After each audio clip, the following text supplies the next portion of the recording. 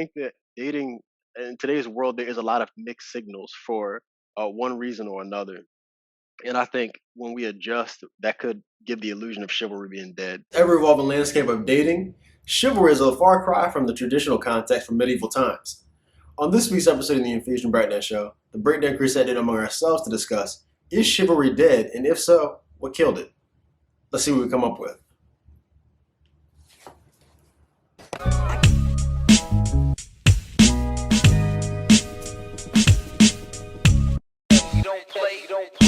Before we get started on today's episode, I'd like to introduce you our Black-owned Business of the Week, where we showcase quality Black-owned businesses for you to support every week. This week's business is the 1865 Brewing Company, located in Hampton, Virginia. The 1865 Brewing Company is the first Black-owned brewery in the Hampton Roads area. They have a wide selection from finely crafted Belgian ale and hard cider to fresh coffee and tea for non-drinkers. Be sure to check them out for your next social outing. So the question we have for today is chivalry dead? Comment below, let us know your opinion. We also have timestamps in the description below as always. Be sure to check them out. Just a little backstory as far as this question. Reason I came up with this question was I would be on social media, and I've seen more times than once that I would see women talking about how men don't know how to plan dates, or they're like how they complain about men just wanting to hang out and don't know how to plan dates. And I even saw a meme lately with the new album, with Drake's new album coming out. When Drake's new album came out, it said you're not a certified lover boy because you don't even know how to plan a date. So that really came up with this question about chivalry and everything. What you burn incense? That's what you do. Burning sage and the bad spirits going. Nah, that's just a candle, man. But yeah, that's really where I came up with it as far as like the actual question. For me personally, when it comes to, like, actually planning dates, I gotta like you to plan a date. You know what I mean? I think there's women that just expect people who are just interested in them just to plan a date for them or something like that. But I know me personally, of course, there's like bullshit guys out there who just want to hang out with you to fuck you and everything like that. But me personally, I actually gotta like you to actually plan a date with you and everything like that. And of course, it doesn't always mean I have to spend money on you, because you can like go into a park and have a date just walking in the park like that. But at the same time, I have to feel comfortable in your presence. You know what I mean? Like if I don't know if I'm comfortable around you, I don't know. I'm not gonna be to the point where I'm gonna be where I want to go out on a date with you and spend multiple hours or an hour in a day with you. You know what I mean? So that's how I am as far as that. Just when it comes to dates, as far as the actual question, is chivalry dead? I don't think it's dead. If anything, maybe less guys may do it because that could attribute to like women's ideals actually changing throughout history. They're like women becoming more independent and everything like that. So, but I don't really feel it's actually dead. And of course, men had to adapt to that. But I don't feel it's actually dead, because there's still men who actually do it. But one thing I do when I ask you guys, like, do you guys ever plan a date? And if so, is it for women you actually like or get to know? Like, how do you guys go about actually planning a date for a woman, if you actually do that? I know that's just like, I don't even think about that shit. So, I mean, I definitely do plan dates. mhm. I mean, I don't really know about other people, but to me, that's the norm. It's like, I like to do interesting things other than just like going to restaurants and stuff like that. So more than likely, like, of course you probably get food while you're doing it, but some kind of activity to where we're able to engage in something and probably have like a new experience together. So it could be like going rock climbing or going to a park or going to the botanical garden or just anything that I like, particularly around new things that I want to try.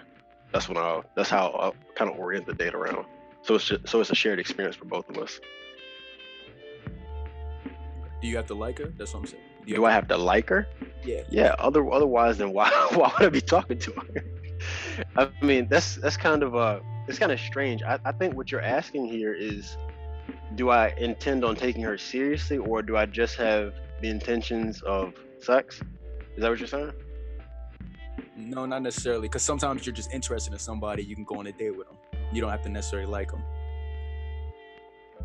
I mean, there has to be some degree of interest to go on a date with them. So I see what you're saying. Like, liking is after you have more information, but I think a date at its core is just getting to know the person.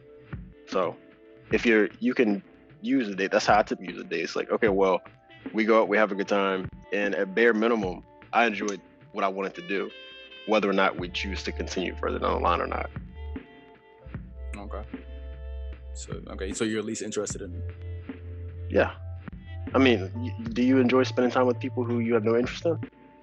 No, I'm just asking a question, Brian. I'm just asking a question. But yeah, I mean, like I said, I have to at least like you to plan a day with you.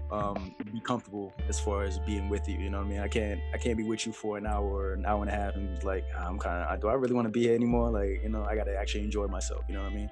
But that's me. What about you, Does? No, I mean, I don't do the whole aimless dating scene. I think I value my time a little bit more than that. But what I'll say is, like, when I'm dating, I do plan dates, like, as far as, okay, we go out to eat. After we go out to eat, we can go on a walk on the boardwalk or just something creative. I think these quote unquote dates are just a reflection of your creativeness along with your interest in the individual.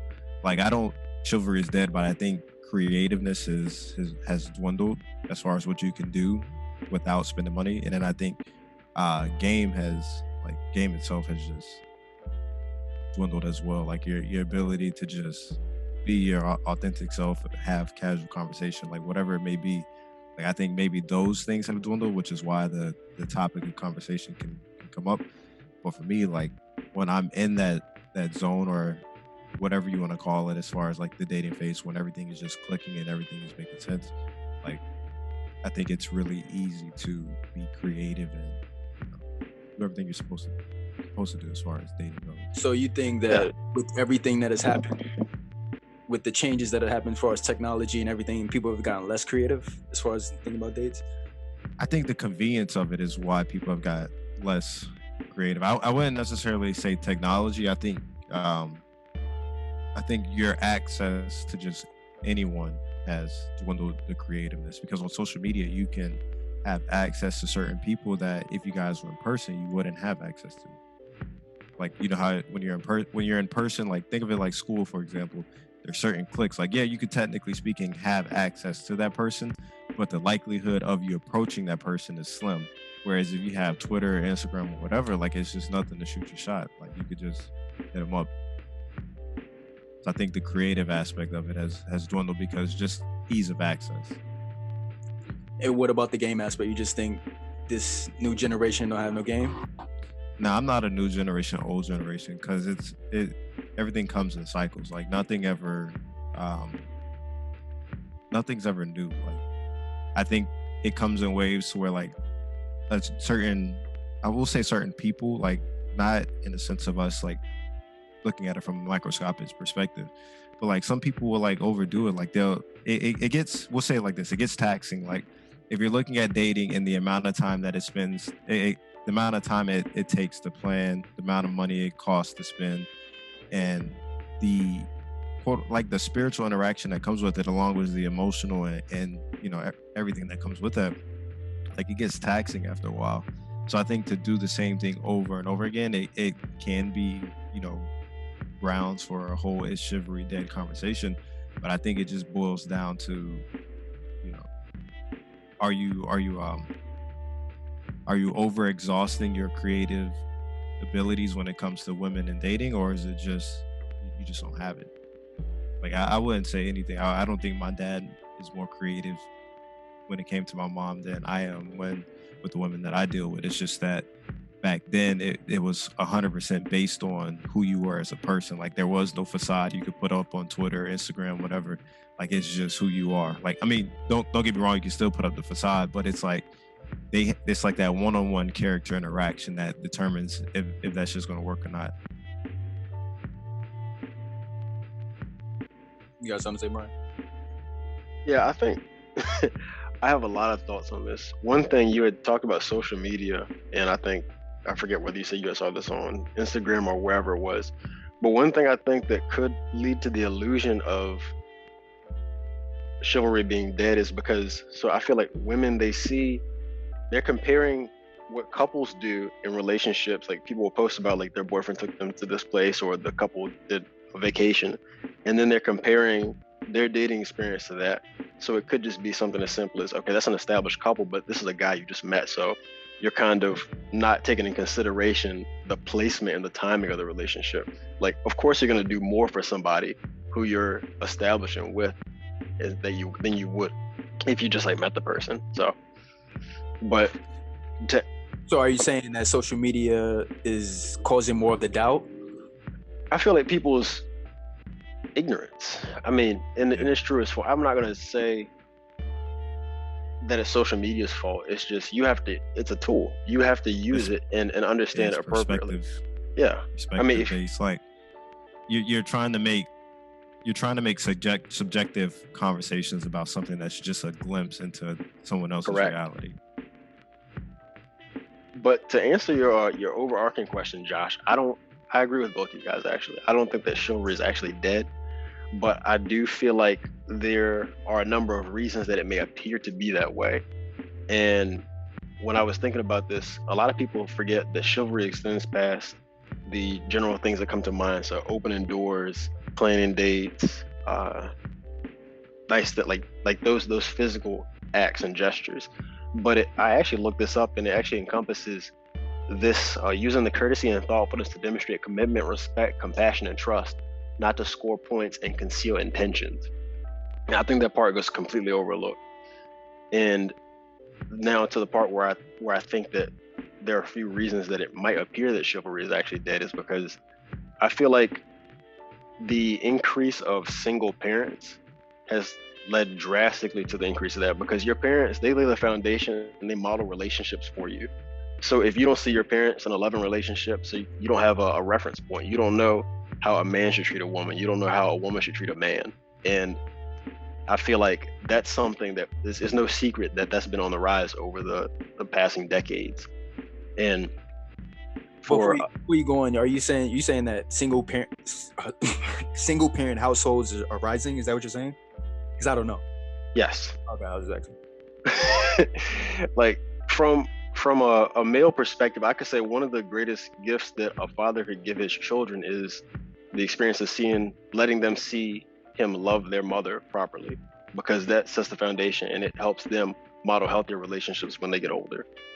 Like for a daughter, it shows her what to expect from a man, the standards she should have, and then also for a son, how he should treat a woman. So that's one of the reasons I feel like we as a culture, not speaking specific to us as the breakdown crew, because we're a small sample size, but I'm saying at large, we as a culture, we have less and less of those healthy relationships to model off of, so we don't have the ability to draw from that. So it's like a lot of trial and error for a lot of people. And then I would say also that men and women, I feel like they're out of touch with the other gender once entirely. And it could be a consequence of, I think I spoke about this before, rampant individualism, or just a number of things. But I think also mixed signals is also a part of it too. And I can illustrate this perfectly. I had this one girl that I dated. She was leaving, and so I went to open her car door for her, and she told me, "No, don't do that." And so I didn't open the car door. And then so another day we were going somewhere and we got in the car and I didn't open the car door. This is like right after. So the next time we got together after that, she said, "You didn't even open my car door." It's just like, what? So it was really confusing. And I think that dating in today's world, there is a lot of mixed signals for one reason or another. And I think when we adjust, that could give the illusion of chivalry being dead, and as given in that example. And then I think the last part of it that I could think of was that some people just aren't worth it. Like that part of the definition where I said that to demonstrate respect, compassion, and trust, and it's just like not everybody is worth respecting. I mean, that's just the short and narrow of it. And even if you are, like, let's say there's a quality woman and she comes across a guy who isn't quality, he has no interest in taking her seriously, he just wants to have short-term intentions, which, I mean, if that's mutual, that's fine. But if he plans on being deceitful and I guess taking advantage of her in that way, then that's still possible. So it's like, okay, well, in some instances she's not respectable, in other instances he's not respectable. So if you have a culture of people who aren't respectable, how are you going to expect there to be chivalry existing in that way? I think that's kind of I think it's a contradiction.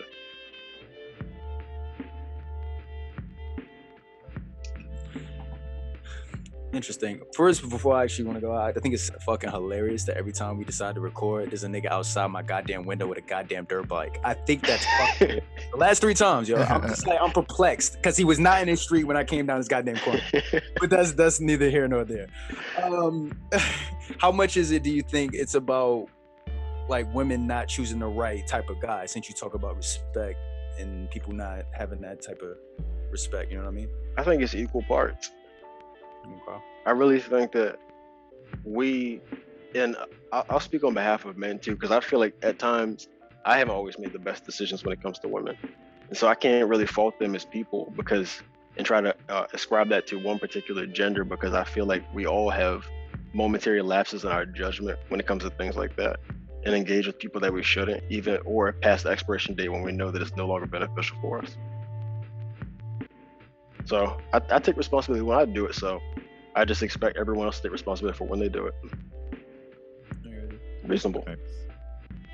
What do you think, Does? Same thing? No, I agree with that 100%. Your question though, what was you asked you said how much of it is as far as women choosing the wrong guy? Yeah. I think it plays a big part as well. I mean, one thing I do see is that like whatever, for example, like when women go on and they on social media and they claim that chivalry is dead or guys don't do X, Y, and Z anymore.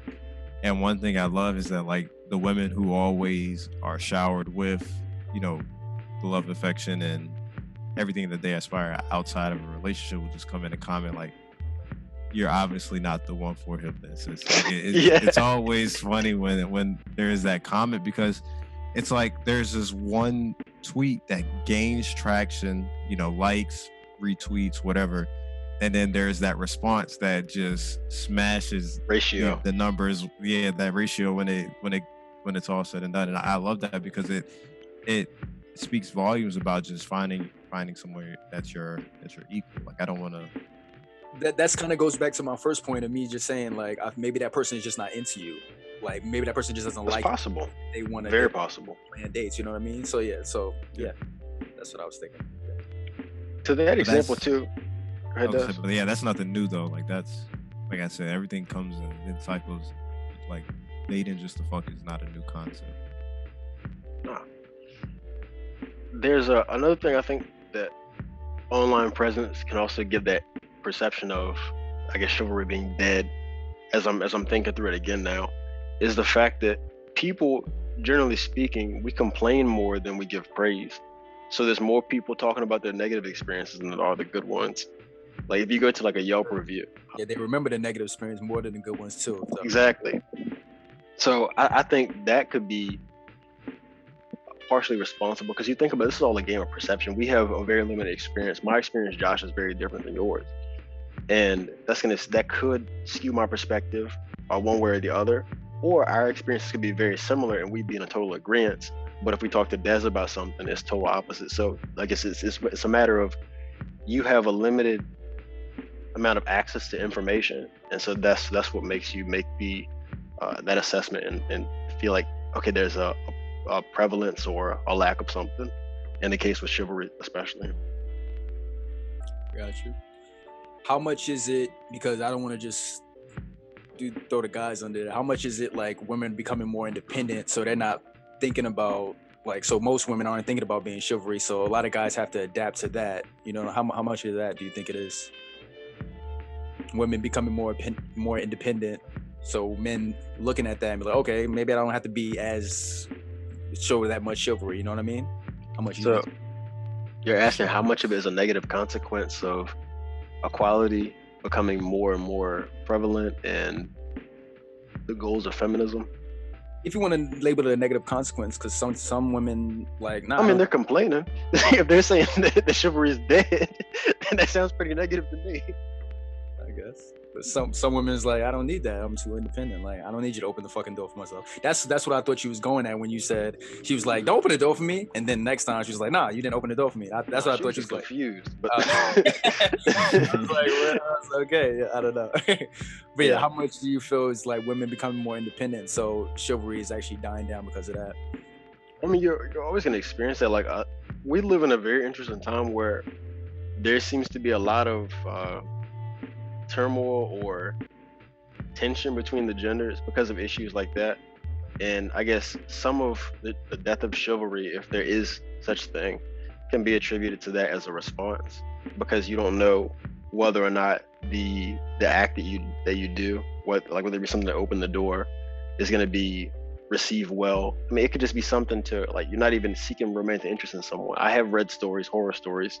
There's always like these crazy examples you read, because I like reading Reddit threads. And for example, like a guy had opened a door for a girl, and she blew up on him and made a big deal about it. And it's just like, I just opened the door for you. Just go through the door and just say thank you and go on about your day. But of course, like, you're always gonna have crazy people like that. But I don't think that's that kind of reminds me of a picture my one of my nephews sent me not too long ago.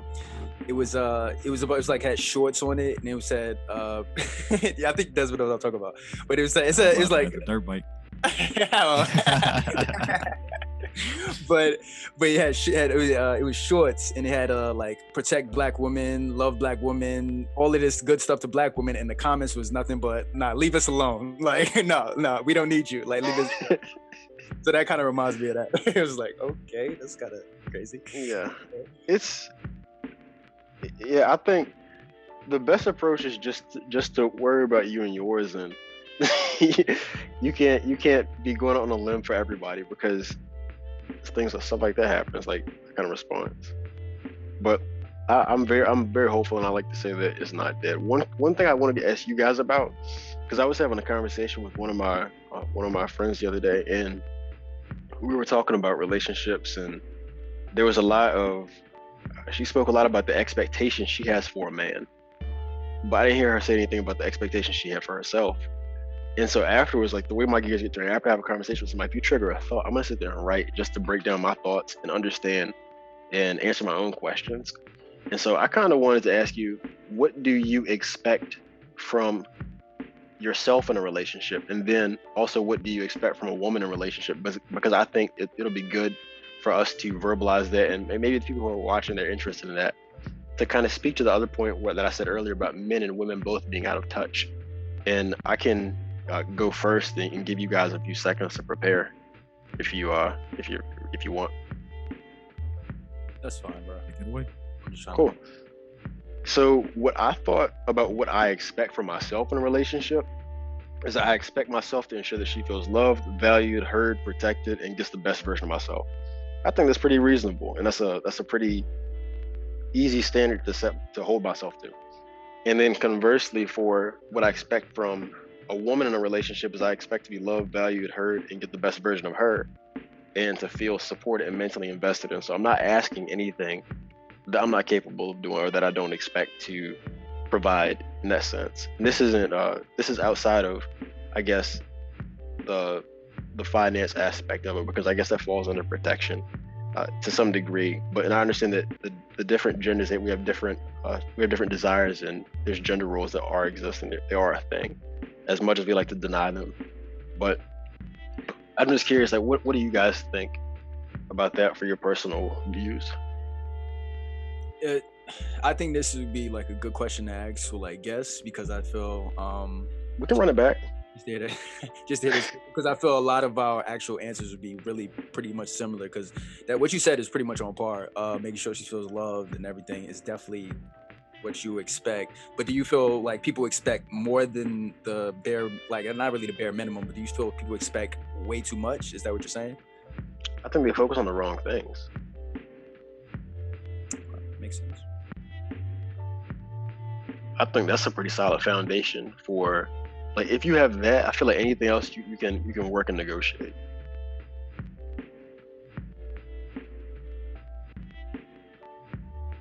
But when I was talking to my friend, she just said, I want a man to take care of me. And so there was a lot that I had a problem with that. It's like, I saw a tweet actually, and I mean, there's good sides of social media. I'll actually talk about this. A guy, he had made a tweet. He said, find a woman that doesn't need you to take care of her, and take care of her. And I agree with that sentiment totally, because, and I think I want to take a second to break that down, because I feel like when you are in a situation to where somebody is dependent on you to be taken care of, or financial stability, or whatever the case might be, they are, like I said, dependent on you. So that's why you see relationships drag on for longer than they should be. Somebody tolerates things more than they should. And just as advice for the women in my life, for my sister, for any woman that I care about, is to not be in a situation to where you are dependent. Like, I understand you should be able to depend on each other in a relationship, but to be totally dependent to where your livelihood and your well-being is contingent on one person's sentiment towards you at any given time, I think that's a bad idea, and I don't see why you would set yourself up for that. Yeah, I got you. I feel like we talked about a little bit of something like this before, as far as like being too overly dependent on your partner in a relationship, though. But yeah, I agree. Yeah, definitely. What about you, Des? Yeah, codependency is a bitch. But as far as like the initial question, I don't know. I think I don't know what I would want at this point. I'm at a weird transition in my life to where I'm still like going through a self-discovery of myself. So I can't say what I would want from a person or as from a partner right now, knowing that I probably wouldn't be able to give those same values 100%. Like for me in the past, it's just been just being solid, like 100. That comes with either, you know, the love that you give, the affection that you give, the expectations. Because I mean, as much as I don't like expectations, it's a reality of life that you can't live without them, either being projected onto you or vice versa, like with them being projected onto you, expected in return. I think the biggest thing with me with the development is just being spiritually aligned. Like, you don't have to pray to a God. You don't have to be overly religious, because I'm not, but you have to acknowledge that there are certain things that go on within this life that are either meant to be or not meant to be. And I think that partially comes with you being spiritually aligned, like you just being aware of your energies and what you put off, because there's a lot of times, like in prior relationships, whether it be you staying longer, that person's energy, you wear it, and it affects not only what you do in your life, but the aspirations that you have for the future. So I think it's very important that, you know, my partner, whenever it is, they be spiritually aligned, because a lot of people go through life not realizing that they're their own creator, they're their own author. Like, they don't understand that everything that's going on is a result of their actions. And if my partner can't have just that, you know, if you want to say that basic line, then it wouldn't work for me, because part of my like awakening has been realizing that, you know, and I realized this even before I dived into stuff, but it was like, I am my own architect of my reality. Like, you have to be that aware. I think that's the fundamental difference that separates most people, and it determines the direction you go in life. So I mean, I think that's a hell of a standard or criteria to have on your list. Yeah, for sure. I mean, because you kind of have to think about it. Like, there's a reason why we keep going through the same motions with different people, and I think a lot of it comes down to that in itself. Like, if somebody's not able to analyze the power of their being, or if somebody's not able to analyze the power of their actions, like, people are just going to do whatever to whatever, and then it creates the line, hurt people. So it's like, are you saying it has to start somewhere? Are you saying you have to be spiritually aligned to do that? Yeah, I think a lot of it comes to you just realizing the power that you have as an individual. Like, I think that is part of being spiritually aligned. Like, I say that because some people can acknowledge it, but they can't fathom it. And I think you may understand what I'm saying. Like, you can sit here and you're like, yeah, I do understand, like, my actions from yesterday have laid the framework for what's going on today. But like to truly understand like what you have to do, whether it be through meditation or if you're going through prayer or if you're purposely jotting things down or if you're choosing to release old energies because you don't want it to daunt the next day or whatever, like all of that stuff plays a key part in what my requirement will be. And I don't think that people are able to think on that level because it's just like we're conditioned to think that we're just all players in one big maze and that we're just living to die at the end of the day. And part of breaking out of that maze is just becoming the weight, like just as an individual. Like you don't have to sit here and be on some, oh, the government is doing X, Y, and D, like the COVID vaccine, it's like they want to plant microchips in you, whatever. Like that's not being spiritually overweight. That's just you having your conspiracies and choosing to believe or not. But it's just like understanding just the power of your being is a big requirement. Like, and that doesn't boil down to confidence or arrogance. That just boils down to what it is. Yeah, otherwise they have a victim mindset because they think that everything that happens is because of external factor. But exactly. I want to go back to what you just said about people understanding that they have power in shaping their reality. They're able to conceptualize it, as far as I could tell, pretty easily from a past standpoint. Like you could tell, okay, you could look back and say, okay, I did this and yeah, I really fucked up. That's why this happened. But in terms of somebody having the amount of consciousness to think about their actions now can affect their future in a positive way, or they could change things and go in a completely different direction. I feel like that's what a lot of people struggle with because they feel like that they're bounded by whatever generational curses or whatever negative thought patterns, negative behaviors, or whatever circumstance they're currently in. And I think that, I mean, as somebody who is able to do those things and understands like the true boundless limits of what it is to be a human, like you can, I mean, within reason, you could do anything in that way, and like you can shape your reality into what you want, not abusing that, but you can either improve or make your life worse to a certain degree. I mean, of course, the external factors are always going to be present, but we have a lot more agency than a lot of people recognize. How many percent of the people you feel do that are able to do it like you, Brian, and you, Des?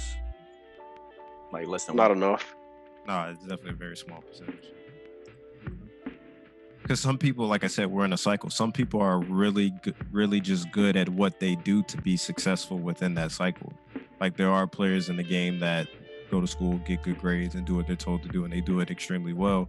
And then there's the percentage of the population that can't do that. And then there's the percentage of the population that balances what they can and can't do really well. Like, if you understand what I'm saying. Like there's a percentage of the population that can go to school, get good grades, get the high paying job, live that perfect life that has been envisioned in the textbook.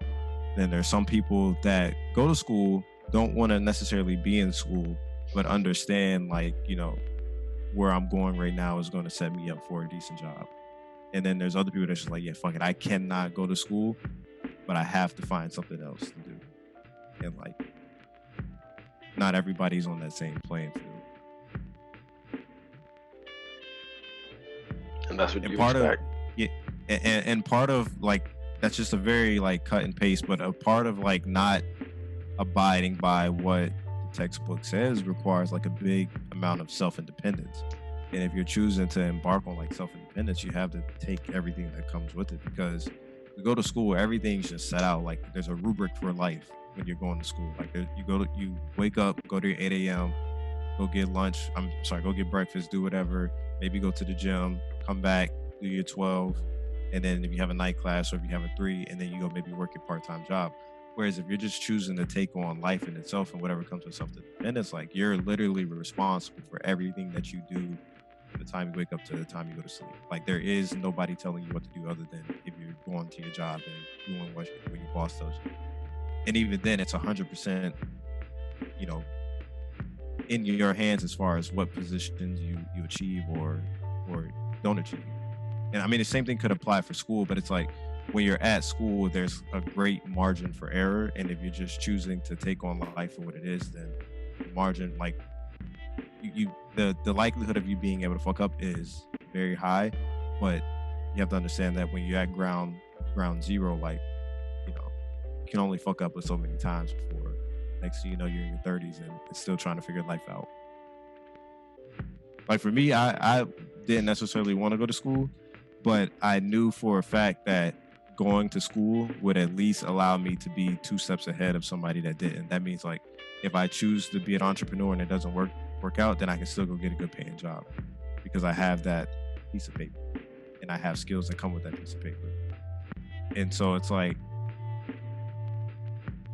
I'm falling in that middle of I'm going to school, but I don't necessarily want to go to school because there's more I want to do. And like part of that is just like being a follower in a sense. Like you want to go to school because your parents advise you to go to school. And I know this is completely off topic, but it's like perfectly in line with like the spiritual awakening and you know, the requirement that would come to obtain my chivalrous benefits. But you know, it's just like, you know, long story short, to just cut everything down to like, it comes down to you just wanting to be your own person and being 100% accountable for your actions. Like, not a lot of people want to do that. Because if you think about, you drop out of school and it's like, dang, I should have just stayed in school like my mom and dad told me to, because things aren't going your way. Or if you go to school and it doesn't work out, then it's like, damn, I should have believed in myself. I should have trusted myself and just did what I wanted to do altogether. I got you. Were you gonna say something, Brian? Oh, I'll let you go ahead first. Okay. No, I was just gonna say that I think I know what you're talking about, because I think over the last week I've stopped getting really mad, and I just started thinking back to what got me in that situation. Be like, okay, I could have definitely did this right, which could have helped with the situation right here. So I know what you're talking about. Like I don't blame anybody. I just like, okay, if I would have done this right, or I would have done this differently, then the outcome would have been way different, and it would have been my favor. You know what I mean? So yeah, I know what you mean though. And I just say it again. I was just gonna say, like, I just don't like. It's kind of like I don't get mad, and not that I don't get mad anymore. I just don't feel the need to be like, oh my god, like what the fuck are you doing? Like I'm just like at this point, I'm just like, okay. Yeah, you're free from expectations. Yeah, you're like and projections that your old self would have. Yeah, he's like, oh, okay. I mean, I could have done this wrong, and then it could have worked out. Like, I know what you mean. Yeah. And think about that. I mean, that kind of attitude benefits you tremendously in a relationship, because you're looking for places in identifying areas where you could have taken responsibility and improved in the future, as opposed to always looking at the other person and saying, okay, you did this that made me do this. So I mean, one of the most irritating things that I find about dating is dating a woman with a victim mindset. It's just, you can't win, because even if up front you aren't on the in the crosshairs of that, it's only a matter of time before you do something that's gonna make her paint you in that light. So like identifying ways, because I mean, of course there's things that I do wrong and I could do better and improve. I do miss the mark sometimes, but I feel like in most situations, even when we are done wrong, there are things that we could do potentially to have avoided that. Like there were signs previously that we ignored, and so we didn't take responsibility for ourselves and get out of there before it happened. What I've learned is most situations you can always go back and be like, you could have done this differently, and it could have changed. Yeah. That's what once you realize that, you're just like, okay, I don't need to get mad at you because I don't really I had the opportunity to get out. Exactly. I chose to stay. And I have to deal with the consequences now, whatever those consequences are.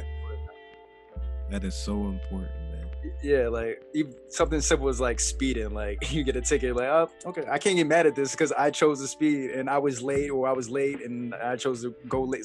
So most situations, definitely you can always go back and like, I could have done this differently and it could have worked out, even if you're dealing with other people too. So yeah, definitely. I really appreciate that when a woman takes responsibility for her actions and her role in whatever transpires, whether it be good or bad. Because you need to talk about those kind of things, because it strengthens the relationship. I do have one question that's slightly unrelated to this last point, but it's very much so on topic. And I wanted to ask you guys, what are your thoughts on paying for dates? Oh, I always have. Yeah. I mean, I think it just comes with who I am as a person. Like, I don't want to sit here and say that paying for a date makes me more self-righteous than the next man, but it's like, that's how every time I've gone out, even to this day, like my parents or my dad specifically will pay for the entire meal. Like, whether it's us going out as a family or it's just me and him, like anytime I get the opportunity to do that, I just do it. Like, that's just what I've grown up seeing. Exact. I'm so glad you said that, because you saw that behavior modeled for how a man treats a woman in his family. And I mean, I agree with you on that in terms of, I typically do pay. Well, I mean, unless it's like the rare occasion to where she's doing something nice for me, but I said the vast majority, the overwhelming majority of the time, it's always me. And it's not because of some expectation, it's because I'm doing it out of the kindness of my heart. And one thing that irritates me though is when somebody expects you to do things like that. But I have no problem with doing it, but it's just the sheer notion that somebody is saying, okay, I expect you to do this. And I haven't been able to understand why it is that I react that way. But just hearing that, it's just it's like a sense of entitlement, I feel. That it's like the amount of time. I was gonna say, it's the amount of time you spent like it's your money. How are you gonna tell me what to do with my money? Like your entitlement to something that you don't even put the time in to get. That could be it, but it just doesn't settle right with me, because like I have no problem if I ask a woman, let's go out to do this, or for paying for it. I have no issue. I really want to reiterate this and drive this home. But for a woman to tell me, I expect you to pay for this, like just her verbalizing it is something that it just drives me up the fucking wall. Like it's kind of like when you get ready to wash the dishes at home, and your mom be like, hey, you better wash them dishes, and it's like, I don't even want to wash the dishes no more. I was gonna do it, but the fact that you said something, like you're telling me to do this now. Better wash it out now. I was going to, but never mind. That's what it feels like to me. Yeah, when it comes to paying, I usually do too, because that's just how I am, really, by nature. Like every time I go to walking in the store or coming out of the store and I see a woman behind me or something like that, I'll open the door, let her go first, or let her go first, something like that. I would want to ask, is it different when you're in a relationship, or are you guys talking about in a relationship also you will always pay? What does it have to be? 50-50, 75-25? Like how does it go exactly? Nah, I really don't. This is a fairly complex question. It's more complex than that. But I still think that I still find myself paying the vast majority of the time, like I said. Even in like the relationship. Because you think about, there's different reasons why men and women, or different things that they find important in a relationship. And just that's not one of them for most men, including myself. It's like I do enjoy when she does nice things for me, but it's not something that is not part of my dating experience that I really consider to be integral. So if a woman goes to pay, you're not gonna be like, whoa, what the fuck? Hold up, you gonna? No, I'm not. I'm not gonna do that. What the fuck are you doing? Calm the fuck down. You're gonna let her pay, right? Like most times, I insist most times that I got it. But if I realize that, okay, I've done this a lot, and then this is just that one time she wants to do it, okay, cool, fine. But generally speaking, like I said, it's me the overwhelming majority of the time. Just because, like, even sometimes when I go, well, most times when I go with like my female friends, or it's just like, it's not even with the expectation of anything escalated, not just because I'm dating somebody, but even with them, I find myself paying for stuff for them because it's out of the kindness of my heart. It's because I care about that person. And like, just like other people around me, like even sometimes like with my boys, I'll buy stuff just because they're people who I care about. So, but I think with that being like the baseline for me, for people that I care about, it's ramped up when it comes to a relationship with a woman. What about you, Des? Is it different in a relationship, or just same thing? Because I know you talk about your dad and he's married, so I mean. Nah, like for the most part, when I've gone out a few times with women as just friends, like we pay separate. Like I just offer. Keep it buck with you. You said you don't offer. Yeah. No shame. I just didn't hear you. Yeah, like I'm just saying, like I don't offer. Like I feel like all of that stuff, like the perks, because not to like boast or brag, but like I feel like when it comes to women, like it's really easy to get clingy, as far as like to me, or maybe vice versa. And like I don't get clingy to you. Yeah, like I don't try and set any expectation early on. Like, oh, he's paying for my meal. Like are we gonna start dating? Are we gonna start talking? Like I don't want any expectations of my time. Like. So I'm one of those people. In the relationship, it's a package. That's why I said when you're in a relationship already. Well, see, I'd already so we had already answered that low key. Like it's just as far as like in a relationship, that's a given. But I was more or less answering like to Brian's like, okay. Even when he goes out with his girlfriends, like it's sometimes we're paying. Come on, man, you make it. You ain't gotta say it like that. I mean, Brian is up his female friends. I'm sorry, making me sound like I'm at a nail salon or something like that. Come on, man. Yeah. Okay, I got you though. Yeah. But yeah, I don't think you answered the question I asked about how much do you feel is it women becoming more independent does as far as people thinking chivalry is dying. Yeah, I think that plays a big part, but it's just like I said. I think this entire thing is just perspective based. Like, don't get me wrong. Like, I haven't encountered that whole, don't open the door for me, don't give me your jacket, don't do X, Y, and Z. Like, I have my own. Like, I'm aware of that, but I haven't encountered it. I don't think women have to be submissive for chivalry to exist. And that goes back to the point where you're saying you've never seen it or experienced it. The fact of what I was saying about the negative examples being blown up. Like we see those examples of the woman flipping out because the guy opened the door up and being like the ultra super feminist and saying, I don't need a man to do anything for me. We see that, but we don't see something that's just as normal as a guy opening a door for a woman and she just go in the place, because that's not interesting. That's the norm. So it doesn't stand out as much. Nobody's gonna record that. What would you do if you opened the door for a woman and she said that, like, I don't need you to do that? What would you do? Hold up, give me 1 second. I'll walk through the door, and then if she catches it as it's closing, then so be it. I don't even know how I reach it. No, I'm just kidding.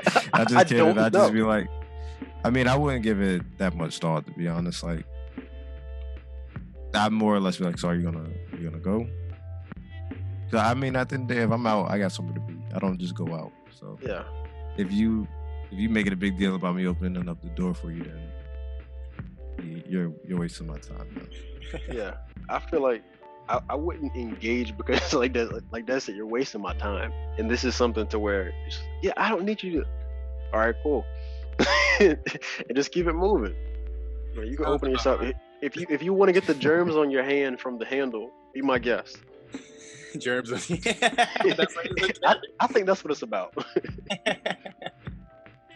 Want a strong immune system. Yeah, we're like, oh, okay, sounds about right. I'm gonna go in here. You just stay right there. Close the door. You don't be opening yourself. But okay. Yeah. Yeah, I got you. I don't have any more questions though. Anything else you have, Brian? No, but I definitely do think that you did. Which one of you guys? I think it was you, Josh, that said it'd be a good point to bring this back with guests about the relationship expectations. I think that'd be a nice episode to do. Yeah. And to go more in depth of that. Yeah, I think that would. Yeah, but yeah, cool. But I like this episode. Not I want to say it's a short and sweet, but it's shorter than what I say we usually did. It was pretty good, I'll say.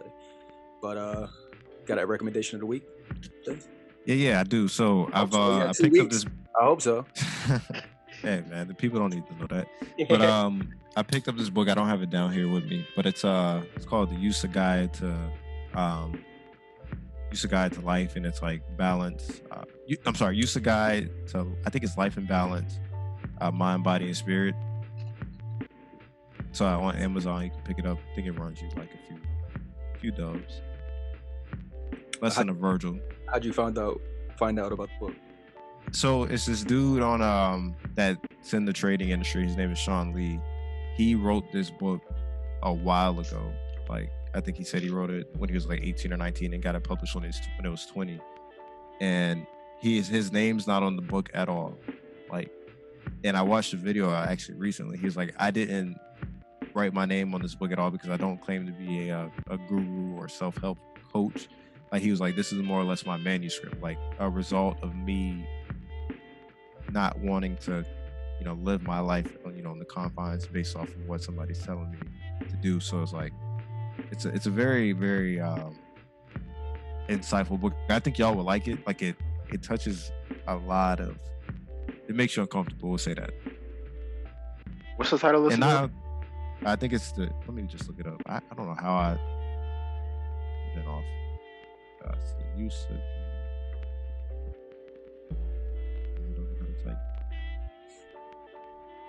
use a guide to balance and mind, body, and spirit. So it says you can get it on Kindle, if you choose to read on the Kindle. Oh. But I actually have. I posted it to my story, so I'm pretty sure y'all. Yeah, I screenshot it. Yep. Yeah, I really enjoy that book. So, and I mean, it's one of those. It doesn't take long for you to get in. I mean, like, it's one of those books where it's full of information. So, like, page 1, you dive right into it. It's kind of like your first day of class at a 300 level course, 300, 400 level course. Ain't no getting to know nobody. It's you jump right into it. You got a quiz on Wednesday. All right. Cool. All right, be sure to check it out. If you guys like the discussion, don't forget to hit the like button. We're going to see you guys next week. Peace. But while you're here, be sure to check out other great content from the Breakdown crew, including previous episodes of the podcast, Joshua versus Movies, Joshua versus Music, and of course, haven't forgotten about my plant lovers, Feel the Love. Just check out this begonia.